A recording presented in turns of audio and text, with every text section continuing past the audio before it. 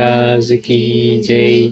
श्री सच्चिदानंद सद्गुरु भरद्वाज महाराज की जय। మాస్టర్ని ఒక భక్తుడు అడుగుతున్నారు, పునర్జన్మ గురించి హిందువులతో మాట్లాడిన బాబా ముస్లింలతో ఎందుకు మాట్లాడలేదు? పునర్జన్మ గురించి హిందువులతో మాట్లాడిన బాబా ముస్లింలతో ఎందుకు మాట్లాడలేదు అని అడుగుతూ ఉన్నారు. చూడండి, గ్రంథపారాయణ చేస్తే ఒక్కొక్కరికి ఎలాంటి క్వశ్చన్లు వస్తాయో. అంటే కొంతమంది ఏమో కొన్ని జన్మల గురించి చెప్తూ ఉన్నారు, ఇవాడి గతంలో వాళ్ళ ఇంట్లో ఉంది, తర్వాత ఆవుగా జన్మించింది, ఇప్పుడు ఇట్లా చెప్తూ ఉన్నారు. అదే ముస్లింస్ అయిపోయేసరికి అట్లా బాబా ఎక్కడ చెప్పినట్లేదు, మాట్లాడినట్లేదు అని. దానికి మాస్టర్ చెప్తున్నారు, పునర్జన్మ ఉన్నా లేకున్నా మానవుడి కర్తవ్యం ఒక్కటే, అది ధర్మాచరణ. మనకి క్యూరియాసిటీ ఉంటుంది, పునర్జన్మ ఏమై ఉంటాం అని తెలిస్తే భయపడతాం, తెలియదు కనుక క్యూరియాసిటీ ఉంటుంది. మళ్ళీ తెలిస్తే మా అక్కడ ఊరుకోం, వాళ్ళు ఏమై ఉంటారు వీళ్ళు ఏమై ఉంటారు అని తెలుసుకునేదాకా. కానీ అసలు పునర్జన్మ ఉన్నా లేకున్నా సరే, అసలు అది అప్రస్తుతం అనుకున్నా కానీ మానవుడి కర్తవ్యం ఒక్కటే అంటున్నారు. అదేంటట అంటే ధర్మాచరణ. ధర్మాచరణ, అధ్యాత్మ విద్య. మనకు ఇతరుని వలన కానీ కలిగిన దుఃఖాలకు కృంగక, ఇతరులపై ద్వేషం పెంచుకొని మరలా కర్మ శృంఖలాలు తగిలించుకొనకుండా మన కర్మలే ఆ సుఖ దుఃఖాలకు కారణమని తలచి ఆత్మ సంస్కరణ కలిగిస్తుందని ఆ సిద్ధాంతాన్ని మన ఋషులు చెప్పారు. మన ఋషులు ఏం చెప్పారంటే, ఇప్పుడు మనకి కష్టాలు కలుగుతున్నాయి కదా, వాటికి కారణం ఏమై ఉంటుంది? దానికి మనం ఇతరుల వల్ల కానీ కలిగిన దుఃఖాలకు, ఇప్పుడు ఇతరుల వల్ల మనకి దుఃఖం కలిగింది, అట్లా కలిగిన దుఃఖాలకు కృంగక ఇతరులపై ద్వేషం పెంచుకొని, మళ్ళీ వాళ్ళ మీద మనకి ద్వేషం కలుగుతుంది, ఇతరులపై ద్వేషం పెంచుకొని మరలా కర్మ శృంఖలాలు తగిలించుకోకుండా, మనం మామూలుగా ఏమవుతాం, మనకి ఇలాంటి అవగాహన లేకపోతే ఇమీడియట్గా రియాక్ట్ అయ్యి ఏదో ఒకటి అనేసి పెంచుకుంటూ పోతుంటాం. అట్లా కర్మ శృంఖలాలు తగిలించుకోకుండా మన కర్మలే ఆ సుఖ దుఃఖాలకు కారణమని తలచి, మనం అదేంటండి వాళ్ళు ఏం చెప్పని ఇప్పుడు ఏదో పొందుతున్నారు, మేము ఏం చేసాం కానీ పొందట్లేదు అంటే, గతంలో మనం చేసుకున్న వాటన్నిటి యొక్క ఫలితాలే ఇప్పుడు మనం అనుభవిస్తున్నాం అనే విషయాన్ని మనకి ఆ సుఖ దుఃఖాలకు కారణమని తలచి ఆత్మ సంస్కరణను కలిగిస్తుందని ఆ సిద్ధాంతాన్ని మన ఋషులు చెప్పారు అంటున్నారు. ఆ కారణంగా వారు మనకు అందించిన విద్యనే సాయి హిందువులకు చెప్పారు. మనకి మహర్షులు అందించిన విద్యని సాయి మనకు అందించారు. ఆ కారణంగా అంటే ఏంటి, వీళ్ళల్లో అట్లాంటి ఆత్మ సంస్కరణ కలిగిస్తుందని. అయ్యో మనం తప్పు చేస్తే మళ్ళీ ఇలాంటి కష్టాలే అనిపిస్తాం, ఇప్పుడో మళ్ళీ వచ్చే జన్మలోనో అని. ఆ సంస్కరణ కలగటానికి మనకు ఉపయోగపడటానికి మనకి మహర్షులు చెప్పిన విషయాన్ని బాబా చెప్పారు. హిందువులకు అంటున్నారు, సాయి హిందువులకు చెప్పారు. కష్ట సుఖాలు మనల్ని సరియైన రీతిని మలచడానికి దైవమే చేస్తాడని తెలిసిన అటువంటి ఓరిమే ఆయన ప్రీతికి పాత్రలమవ్వాలన్న సంకల్పాన్ని కలిగిస్తుంది. లేదండి కర్మలేవో మనకి తెలియదు కదా, ఇప్పుడుదే మనం అనుకుందాం, అసలు ఏదో మనం మాట్లాడే మాట ఉంది కదా, దేవుడు బాగా పరీక్ష పెడుతున్నాడండి అనే పదం వాడతాం. ఏదైనా బాగా తట్టుకోలేని కష్టం వస్తే, బాగా కష్టపెడుతున్నప్పుడు ఆయన పరీక్ష పెడుతున్నాడు, ఇలా ఎన్ని పెడతాడో చూస్తూ ఉంటాం. అంటే ఏంటి, అవగాహన లేనితనంతో అన్నప్పటికీ కూడా సరే దేవుడే పెట్టాడు అనుకుందాం. దేవుడిని పెట్టాడు అంటే మాస్టర్ అంటున్నారు, అట్లా ఆ కష్ట సుఖాలను కూడా మనల్ని సరి అయిన రీతిన మలచడానికి దైవమే చేస్తాడని తలచిన ఈ కష్ట సుఖాలు బాగా అహంకరిస్తున్నామని మన అహంకారాన్ని అణగొట్టడానికి ఇలా చేశాడు అనుకుందాం ఫర్ ఎగ్జాంపుల్. అట్లా అనుకున్నా కానీ అది మన కోసం, మన మంచి కోసమే చేసిందే కదా. కనుక అప్పుడైనా కానీ అటువంటి ఓరిమే ఆయన ప్రీతికి పాత్రలమవ్వాలన్న సంకల్పాన్ని కలిగిస్తుంది. అప్పుడు కూడా ఆ ఓరిమి కలిగి ఉండటం, అది ఆ సంకల్పాన్ని ఇస్తుంది. ఆయన ప్రీతికి పాత్రలమవ్వాలన్న సంకల్పాన్ని కలిగిస్తుంది, ధర్మాచరణకు కూడా ప్రేరేపిస్తుంది. ఈ విషయాన్ని ఇస్లాము, క్రైస్తవము చెప్పాయి. పామరులకి అంతుపట్టిన విషయాలు చెప్పడం అనవసరమని వారి భావం. మన ధర్మం ఎట్లా చెప్పారు, ఆత్మ సంస్కరణ కలగటానికి మహర్షులు ఏం చెప్పారంటే ఆ సిద్ధాంతాన్ని మనకి చెప్పారు. మనం చేసుకునే కర్మలే ఇటువంటి వాటికి కష్ట సుఖాలకి కారణమవుతాయి కనుక అనేది.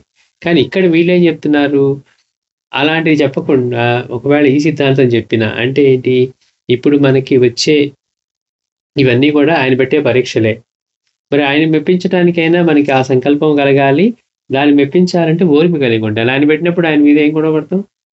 మనల్ని సంస్కరించడానికే పెట్టాడన్నప్పుడు. అందుకని ఆయన ప్రీతికి పాత్రులమవ్వాలన్న సంకల్పాన్ని కలిగిస్తుంది. ప్లస్ ధర్మాచరణకు ప్రేరేపిస్తుంది. ఈ విషయాన్ని ఇస్లాము, క్రైస్తవము చెప్పాయి. పామరులకు అంతుపట్టిన విషయాలు చెప్పడం అనవసరమని వారి భావం. బాబాకి 100 తెలిసుండొచ్చు, 1,00,000 తెలిసుండొచ్చు. కానీ తీసుకునేవాడికి అర్థం కాకుండా కన్‌ఫ్యూజన్ క్రియేట్ చేసి, ఆ ధర్మంలో చెప్పనివి మళ్ళీ మనం బాబా చెప్పారనుకోండి, వాళ్ళకేమవుతుంది? అయోమయం, గందరగోళం అవుతుంది. కన్‌ఫ్యూజన్ అవుతుంది. అందుకని పామరులకు అంతుపట్టని విషయాలు ఇప్పుడు మనమే వెళ్ళాం, మంచి ప్రొఫెసరే ఉన్నాడు, లేతే ఆధ్యాత్మికవేత్తే ఉన్నాడు. మనకి తెలియని విషయాలు వేదాలు అలా చెప్పారంటే, ఉపనిషత్తులు చెప్పారని అనుకోండి. మన పరిస్థితి ఏంటి? మనకి బాబా లీలలు, మహాత్ముల లీలలైతే చక్కగా హాయిగా వినటానికి ఉండి మనకు అర్థమవుతాయి. మనకి తెలియని విషయాలు, మనకు అర్థం కాని విషయాలు చెప్తేనే మనకే అర్థం కాదు మన ధర్మంలో అయినా. అలాంటిది ఇలాంటి విషయాలు కనుక వాళ్ళకి అర్థం కాని విషయాలు బాబా వాళ్ళకి చెప్పుంటే అలాంటి గందరగోళమే ఏర్పడుతుంది. అందుకని అవసరం లేనివేవి కూడా బాబా చెప్పేవారు కాదు. కాబట్టి పామరులకి అంతుబట్టని విషయాలు చెప్పడం అనవసరమని వారి భావం. ఈ జన్మ వృధా చేసుకున్నా మరు జన్మనైనా సార్థం చేసుకోవచ్చన్న ఆలోచనను, యత్నాన్ని పుట్టిస్తుంది జన్మ సిద్ధాంతం. జన్మ సిద్ధాంతం అంటే గత జన్మల్లో మనం ఇవన్నీ ఉన్నాయని తెలిస్తే ఏమవుతుంది? ఓహో! మనం చేసుకున్నవే వస్తూ ఉన్నాయి. మళ్ళీ మనకి ఇంకా జన్మలుంటాయి. కాబట్టి మనం సార్థకం చేసుకోవాలి. ఇది కాకపోయినా మరు జన్మలో అయినా సార్థకం చేసుకోవాలనేనా అనిపిస్తుందట. ఈ అవకాశం జారిపోతే ఇక మరలా రాదన్న తీవ్రతనిస్తాయి ఇస్లాము, క్రైస్తవం. ఇప్పుడే ఈ జన్మలోనే మీరు పొందాలి అని. అంటే వీడు గత జన్మలు అయ్యేవి నమ్మరు, వచ్చే జన్మలు. ఇదే ఛాన్స్. కానీ గమ్మత్తు ఇంత తెలిసినా కానీ ఈ ఛాన్స్‌లోనే పొందాలని ప్రయత్నం చేసేవాళ్ళు ఎవరున్నారు? చెప్పటానికైతే అలా చెప్తుంది ఆ ధర్మం. కానీ అంటే తీవ్రత మనకేంటి కనీసం మీరిప్పుడు చేసుకుంటూ ఉంటే ఇలా చిన్నగా సంస్కరించబడితే ఇవన్నీ కూడా మళ్ళీ మరు జన్మకి బ్రాట్ ఫార్వర్డ్ అయ్యి మళ్ళీ అలాంటి సంస్కారాలు కలిగి వాటితోటి మళ్ళీ మీ ఆధ్యాత్మిక సాధన సాగుతుంది. అవసరమైతే అప్పుడు మళ్ళీ గురువుల దగ్గరికి తీస్తారు అని చెప్తుంది మనకి. వాళ్ళకి అట్లా కాదు, మళ్ళీ మరు జన్మ లేదు, ఈ జన్మలోనే ఇప్పుడే అని. అయినప్పటికీ అందరూ కూడా దానికోసమే ప్రయత్నించడం అనేది ఎక్కడ కనపడదు మనకి. మరి ఇదే లాస్ట్ ఛాన్స్ అయితే, ఇదే ఫస్ట్ అండ్ లాస్ట్ ఛాన్స్ అయితే మరి ఎంత తీవ్రంగా ఉండాలి యత్నం.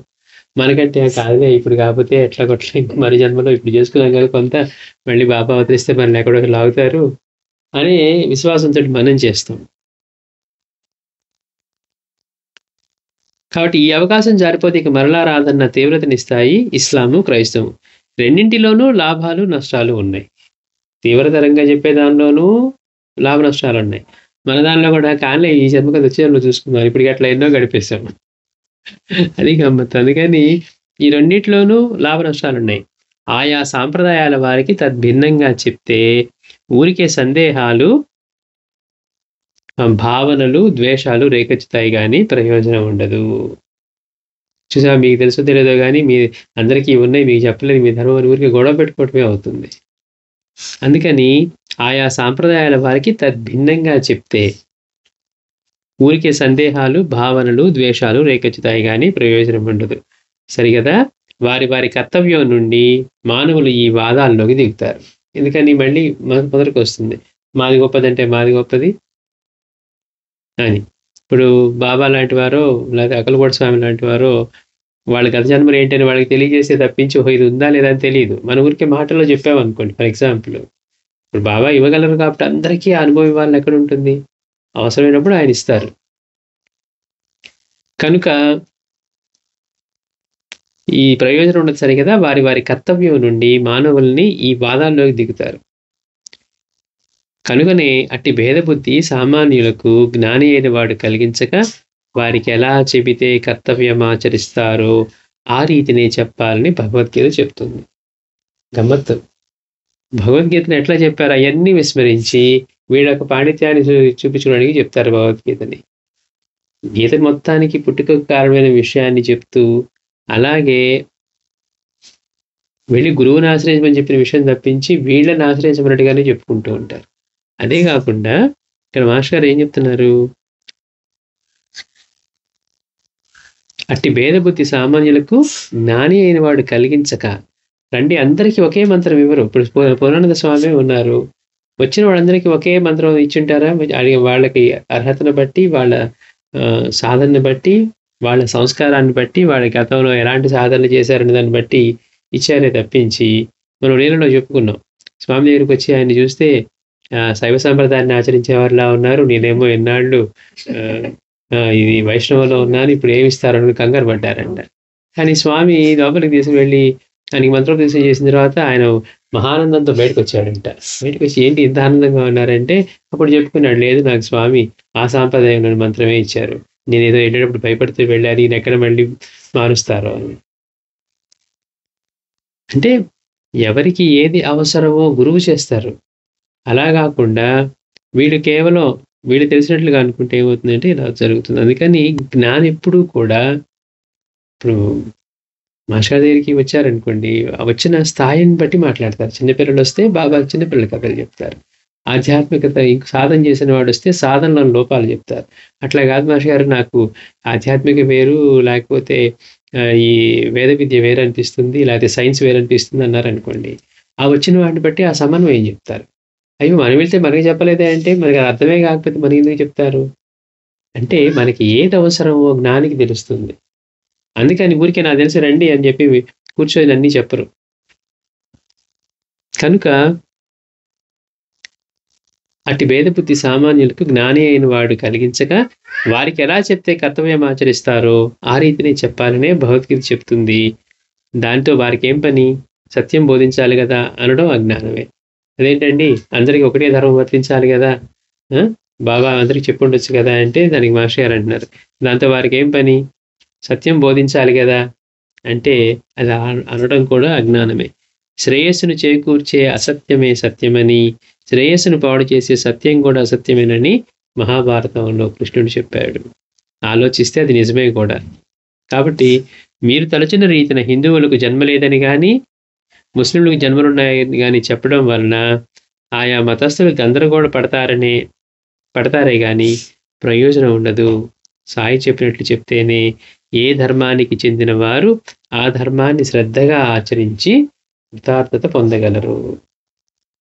బాబాకి తెలియక కాదు, ఏ ధర్మంలో ఏం చెప్పి వాళ్ళని గందరగోళం లేకుండా వాళ్ళని ఎలా వాళ్ళకి శ్రేయస్సు కలిగించాలో అది కలిగించే విధంగా చెప్తున్నారు తప్పించి, వరే నాకు తెలిసి రండి నేను తనకి అక్కడ అట్లా చెప్పాను కాబట్టి మీకు కూడా ఇక్కడ చెప్తారు నల్ల బాబా. ఈ రెంటిలో ఏదో ఒక్కటే సత్యం కాగలదని దానిని ఆయన చెప్పాలనడం సత్యం యొక్క తత్వం తెలియకపోవడం వల్లనే. చూడండి, అన్ని రెండు సత్యాలు ఎట్లా ఉంటాయండి, వీళ్ళకేమైనా లేకుండా ఉండటం ఏంటి, వాళ్ళకైనా ఉండటం ఏమిటి అని మనం లాంటి వాళ్ళకి అనిపిస్తుంది. క్వశ్చన్ చేసే వాళ్ళకి ఎట్లా ఉంటుంది, అదేంటి మరి అట్లా ఎట్లా చేస్తారు, చెప్పదలుచుకుంటే సత్యం ఒకటే కదా, అందరికీ యూనివర్సల్ కదా, ఒకటే చెప్పాలి కదా అని. ఈ రెంటిలో ఏదో ఒకటే సత్యం కాగలదని దానినే ఆయన చెప్పాలనడం సత్యం యొక్క తత్వం తెలియకపోవడం వల్లనే. ఒక్క ఆత్మజ్ఞానం వినా మిగిలినవన్నీ సాపేక్షిక సత్యాలే. అసలు మిగిలినవన్నీ కూడా సాపేక్షికమని, ఒక్క ఆత్మజ్ఞానం ఒక్కటే ప్రత్యక్షం. కనుక హిందూ ధర్మం కూడా ఒక వంక మనకు జన్మ పరంపరలున్నాయని చెప్తూనే మరొక వంక ఇది అవిద్యయని, జనన మరణ రహితము కనుక పునర్జన్మ రహితమైనదే అసలైన ఆత్మని కూడా చెప్పబడింది. ఒక వ్రాత బల్ల చిన్నపిల్లవాడికి ఎత్తైనది గాను, వాడే పెద్ద అయినప్పుడు ఎత్తు తక్కువగాను తోచినట్లు రెండు సత్యాలే కదా మరి. అప్పుడు పెద్దదన్నాడు, ఇప్పుడు చిన్నది అంటున్నాడు. పెద్దవాడినప్పుడు ఎత్తు తక్కువగాను తోచినట్లు, అందుకే అధికార భేదాన్ని బట్టి బోధించగలగడమే గురువు యొక్క నైపుణ్యం అని శాస్త్రం. అట్లా బోధించగలగడమే గురువు యొక్క నైపుణ్యం అని శాస్త్రం చెప్తుంది. ఈ సూక్ష్మాన్ని గుర్తించని మన విద్యా విధానంలో నానాటికి విద్యా ప్రమాణాలు దిగజారడం చూస్తాం. దీనిని గుర్తించిన వర్తమాన దేశాల్లో నానాటికి విద్యా ప్రమాణాలు పెరగడం చూస్తాం. సాయి చేసినది ఏదైనా వేదవాక్యమే, ధర్మశాసనమే సుమ. అందుకే లోకాల గురించి సాయి పెద్దగా పట్టించుకోలేదు. మనం పొందాల్సిన ఇది కాదు అని చెప్పినప్పుడు లోకాలను చూపించి, సాయి చేసింది ఏదైనా వేదవాక్యమే, ధర్మశాసనమే సుమ. అందుకే లోకాల గురించి సాయి పెద్దగా పట్టించుకోలేదు. మన కర్తవ్యం దృష్ట్యా అది అప్రధానం కాకుంటే ప్రకృతి ప్రకృతి ఎంతటి పైన శ్రద్ధాభక్తులున్న వారికి, గతించిన వారి పట్ల, లోకాల పట్ల, లోకాధిపతుల పట్ల పూజ్యభావాన్ని వ్యక్తం చేసుకునే పద్ధతే శ్రాద్ధాది కర్మల లక్ష్యం.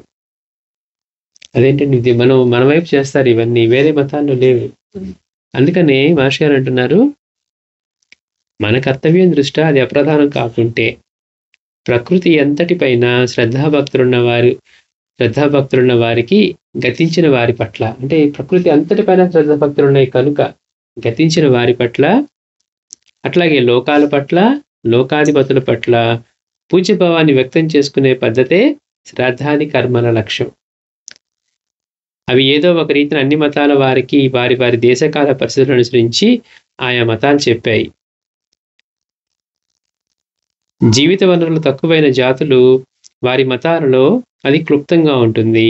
వనరులు సమృద్ధిగా ఉండే మన దేశంలో అది విపులంగా ఉండి సాటి వారిని భోజనాదులతో తృప్తిపరిచేదిగా ఉంటుంది. చూడండి, ఎందుకు పెట్టుకోవాలి భోజనం అంటే, మనకి అవకాశం ఉంది, చేసుకోవాలి, అలా చేసుకొని పక్కన వాళ్ళని తృప్తిపరచాలి అనే విషయం చెప్తుంది. అలా కాదు, రిసోర్సెస్ లేని ప్లేసెస్లో ఉన్నాం అనుకోండి, అందుకని అలాంటి వారికి ఓన్లీ జస్ట్ అది బేసిక్గా చెప్పి మళ్ళీ దానికి ఒక్కొక్క దీనంతా ఏర్పరిచి వాళ్ళందరినీ ఇబ్బంది పెట్టేట్టుగా చేయలేదట. అందుకని మాస్టర్ గారు అంటున్నారు, అన్ని మతాల్లోనూ కొంత కొంతగా చెప్పాయట. జీవిత వనరులు తక్కువైన జాతులు వారి మతాలలో అది క్లుప్తంగా ఉంటుంది. వనరులు సమృద్ధిగా ఉంటే మన దేశంలో అది విపులంగా ఉండి సాటి వారిని భోజనాదులతో తృప్తిపరిచేదిగా ఉంటుంది అంటున్నారు మాస్టర్ గారు. అంటే ఏ ఉన్నా లేకపోయినా మన కర్తవ్యం మాత్రం ఒకటే, ధర్మాచరణ. జీవితానికి ప్రధానమైనది అదే, ధర్మాచరణ, ఆధ్యాత్మిక విద్య. అంటే మాస్టర్ గారు అనేది మనకి తెలిసినా ఉన్నాయని తెలియకపోయినా మనం మాత్రం చేయవలసింది ఇదే, ఇందులో ఏ మార్పు లేదు. కారణం ఏదైనా కానివ్వండి, నొప్పి ఇప్పుడు ఉంది, దుఃఖం ఇప్పుడు ఉంది, దాన్ని తొలగించుకోవటం మన లక్ష్యం కదా. అందుకే అంటారు మాస్టర్ గారు, ఎవరో వెళ్తూ ఉన్నాడు, ముళ్ళు గుచ్చుకుందో బాణం తగిలిందో ఏదో అయింది, ఈ ముళ్ళు కానీ బాణం కానీ నేను గతంలో ఏం చేసి ఉంటానో తగిలి ఉంటుందా, ఇది నా ప్రారంభ కర్మ, సంచిత కర్మ, లేకపోతే నేను ఇంకేదో చేశానని తగిలిందని ఆలోచిస్తాడా? ముందు ఆ నొప్పి తొలగించుకోవడం కోసం ఆ ముళ్ళుని తీయాలని కానీ లేకపోతే బాణాన్ని పెకిలించాలని కానీ చూస్తాడా? అంటే ఏంటి, మనం దుఃఖంలో ఉన్నాం, దుఃఖానికి కారణం ఏదన్నా కానీ అంతకుముందు ఏం చేసామో ఇప్పుడు తెలియక్కర్లా. దుఃఖం కలగకుండా ఉండాలంటే ఇక నుంచి ఏం చేయాలి, ఇప్పుడున్న దుఃఖాన్ని తొలగించుకోవాలి. గతంలో ఏంటనేది మనకు అనవసరం, ఇప్పుడున్న దుఃఖాన్ని తొలగించుకోవడమే మన లక్ష్యం. శ్రీ సచ్చిదానంద సద్గురు సాయినాథ్ మహారాజ్ కీ జై. నువ్వు